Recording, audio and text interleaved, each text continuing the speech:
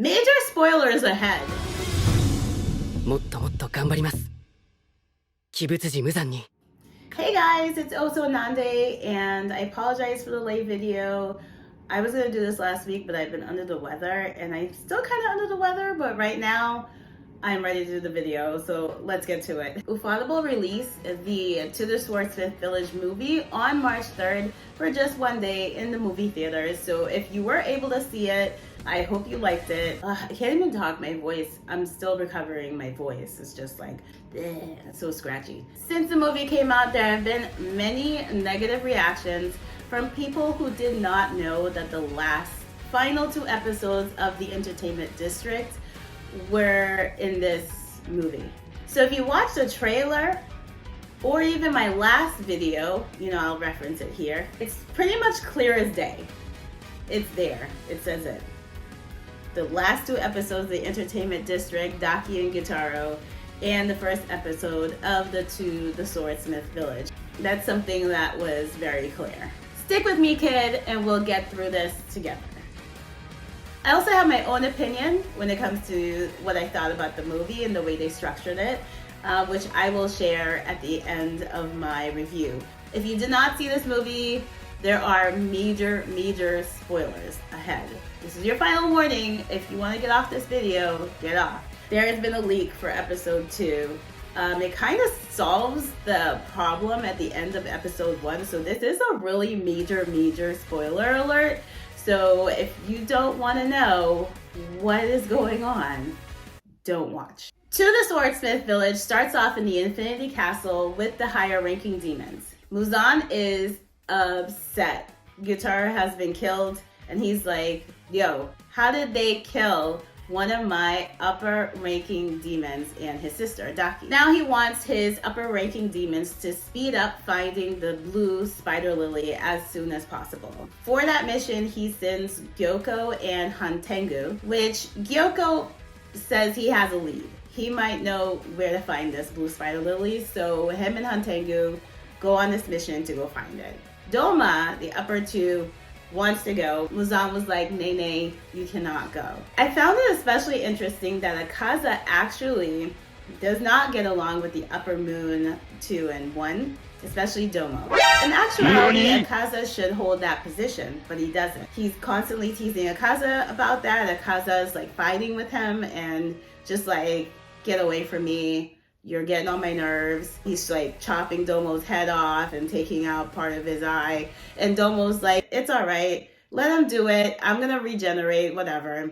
It's not a big deal. We finally actually get to see Kokoshibu.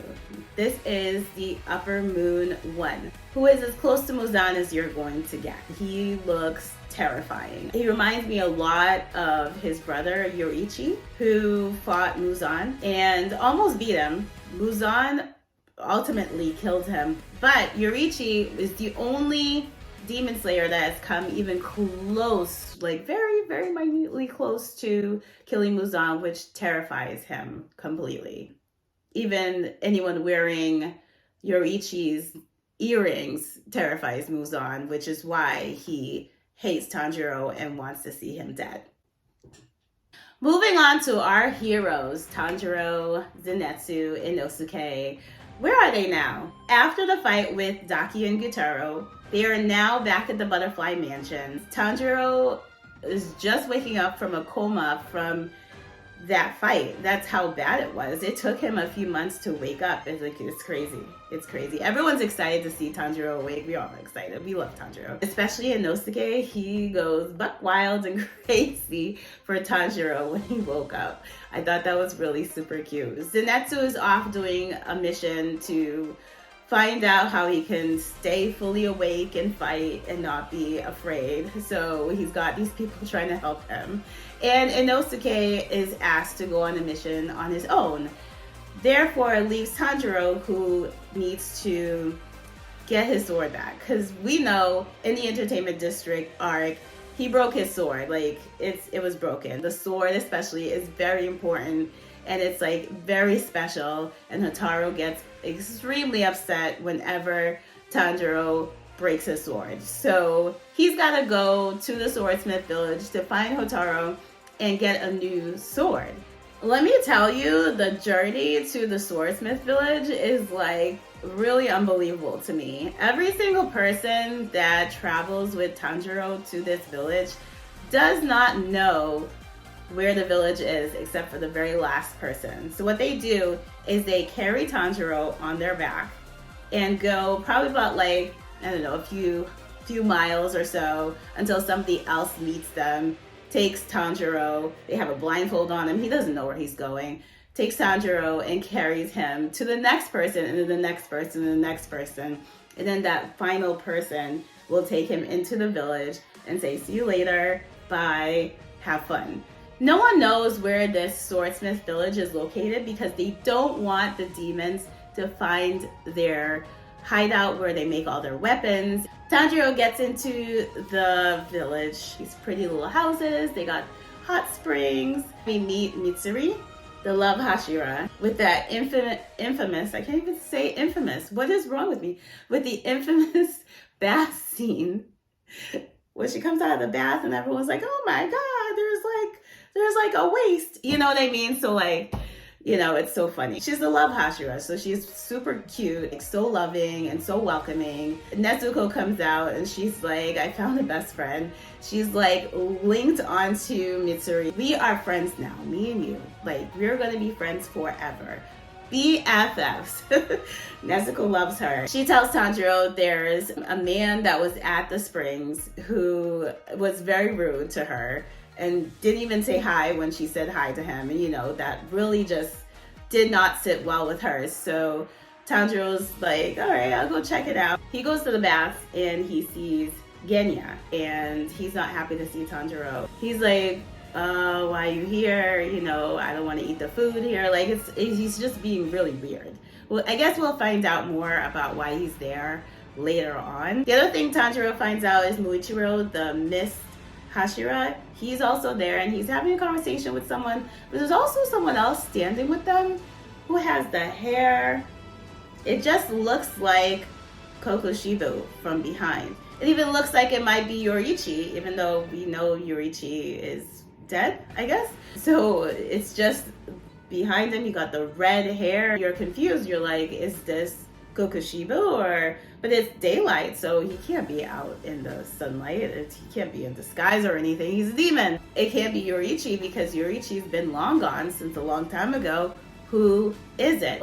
There has been a leak where we find out exactly what this is. So Demon Slayer Season 3 Episode 2 leaks a Yoriichi Type 0 battle doll.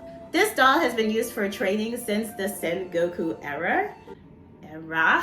This doll leaves Tanjiro just so confused because he remembers a man who looked just like this doll, which is, as we know, Yoriichi, who taught his father that flame dance, Hinakami Kagura. He's looking at the doll and he's like, what the heck? We're all like, what? And it's just crazy. What did I think of the movie? I had high expectations for the last 2 episodes of the Entertainment District because it was made into the movie, so it was really amped up. I thought it was very, like, the animation was insane. So I really enjoyed watching that on the big screen and hearing all of the reactions of everyone in the theater, whether we're shocked, astonished, laughing, joking. It was just nice to be sitting in a movie theater with like-minded people like ourselves who love this stuff and just eat it up. The first episode of To the Swordsmith Village, I thought it was really slow. But the thing is, at the beginning of every season of Demon Slayer, we are used to the slow pace, the introductions, you know, discovering the new place that we're going to, figuring out what the mission is going to be. And that's basically what the first episode was to me. It was basically an introduction to all of the Hashiras and the demons that we are going to run into this season, which I thought was a really nice way of opening it up. The movie itself, it felt like I could have watched all of that in my living room, to be honest, because it did go through the episodes. It had a start to each episode, it had end credits, it starts a new episode, and so on and so forth. So I thought it was pretty much like being at home, except you got to see it in the movie theaters, which we knew going into it that's what it was going to be like, but it was kind of the same for me. The Swordsmith Village arc will be released on April 9th. We're just about there. We got one more month, less than a month until it's released.